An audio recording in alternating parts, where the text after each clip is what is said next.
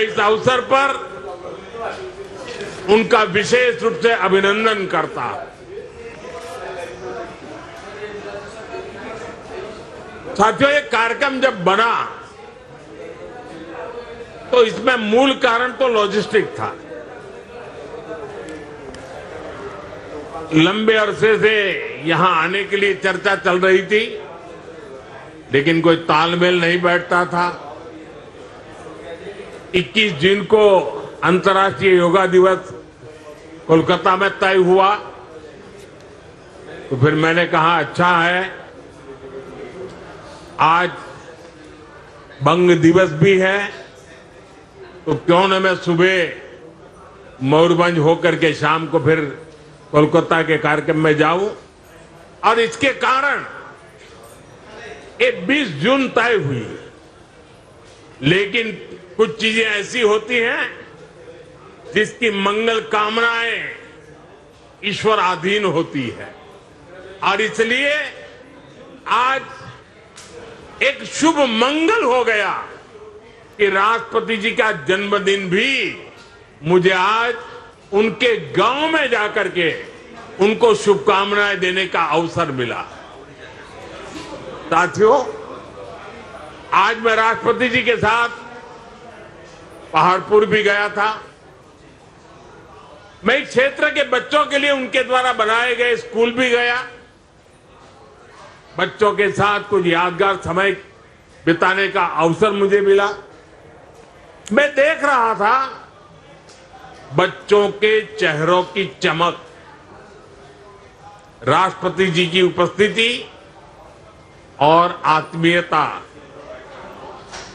वहां मुझे ऐसा कुछ भी नहीं लगा किसी बच्चे को यह लगा हो कि राष्ट्रपति जी आई है। हर बच्चे को लगता था उनकी मां आई है।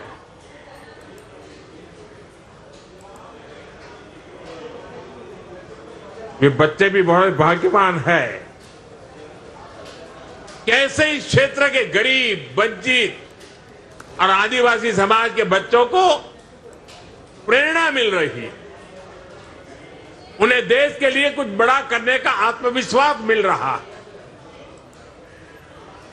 मैं राष्ट्रपति जी का आभारी हूं कि उन्होंने इन अनुभवों से गुजरने का आज मुझे अवसर दिया। ये मेरा दिन एक प्रकार से मेरी शिक्षा का दिवस था, कुछ सीखने का अवसर था मेरे लिए। साथियों, मैं आपको सरकार का ये निर्णय भी बताना चाहता हूं कि पहाड़पुर गांव को अब तेजी से सूर्य ग्राम, सोलर विलेज के रूप में विकसित किया जाएगा।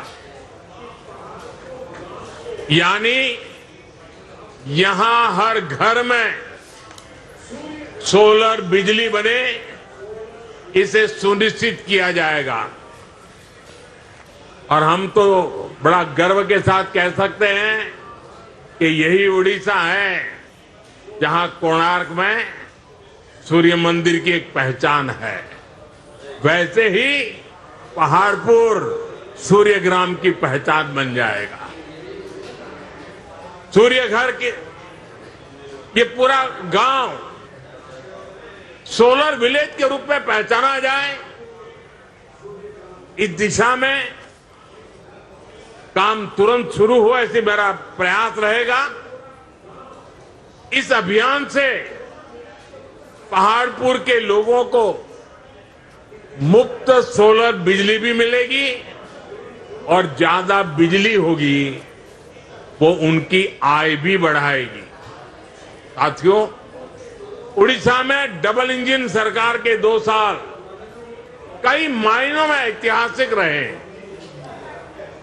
मुख्यमंत्री मोहन चरण मांझी जी के नेतृत्व में आज उड़ीसा तेज गति से विकास के रास्ते पर आगे बढ़ रहा है। आज यहां गरीब कल्याण की योजनाओं से सामान्य मानवी का जीवन बदल रहा है। ओडिशा में आर्थिक गतिविधियां, निवेश और उद्योगों को आकर्षित करने का सामर्थ्य आज नजर आ रहा है। यहां रोजगार के नए अवसरों के लिए तेजी से काम हो रहा है। साथियों, केंद्र सरकार का विजन है पूर्वी भारत के विकास से भारत का विकास। इसलिए हम पूर्वोदय की नीति पर काम कर रहे हैं। जिस पूर्वी भारत को कांग्रेस के दौर में पिछड़ेपन का पर्याय बना दिया गया था, आज वो प्रगति का प्रवेश द्वार बन रहा है। आज ओडिशा खुद इस बदलाव का साक्षी बन रहा है। साथियों, ओडिशा के पास समुद्र है, खनिज संपदा है, कृषि की शक्ति है और सबसे सामर्थ्यवान यहां युवा प्रतिभा है। इस सामर्थ्य का पूरा उपयोग करने के लिए हम मिलकर काम कर रहे हैं। इसलिए आज ओडिशा में रेलवे इंफ्रास्ट्रक्चर में रिकॉर्ड निवेश हो रहा है। नई सड़कें और आर्थिक कॉरिडोर बन रहे हैं। पोर्ट्स का विस्तार हो रहा है। ऊर्जा, सेमीकंडक्टर, ग्रीन एनर्जी और आधुनिक उद्योगों में निवेश आ रहा है। आज भी यहां ओडिशा के विकास से जुड़ी अनेक महत्वपूर्ण परियोजनाओं का लोकार्पण और शिलान्यास हुआ है। इन परियोजनाओं पर लगभग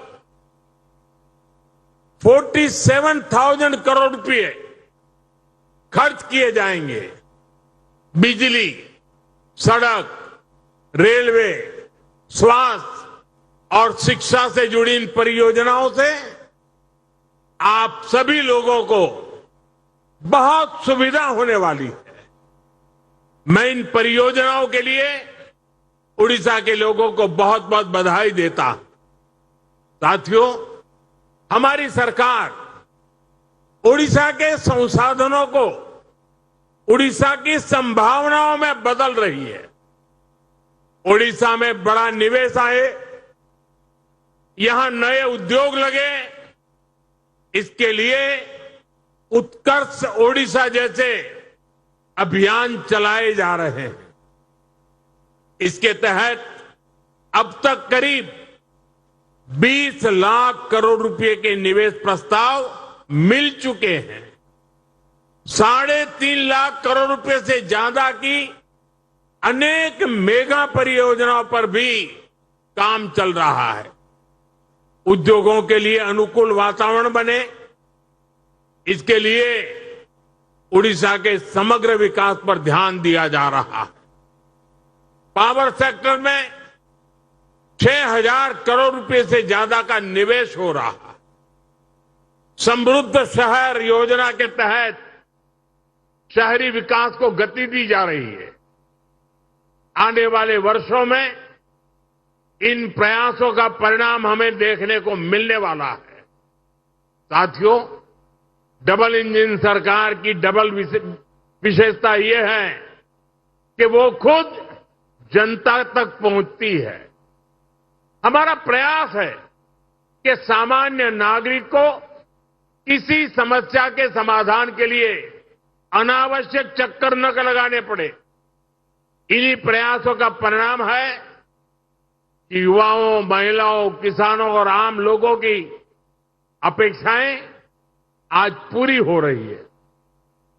आप देखिए, धान खरीद में किसानों को 3,100 रुपये प्रति क्विंटल देने का निर्णय लिया गया। सुभद्रा योजना के माध्यम से 1 करोड़ से अधिक माताओं और बहनों तक आर्थिक सहायता पहुंचाई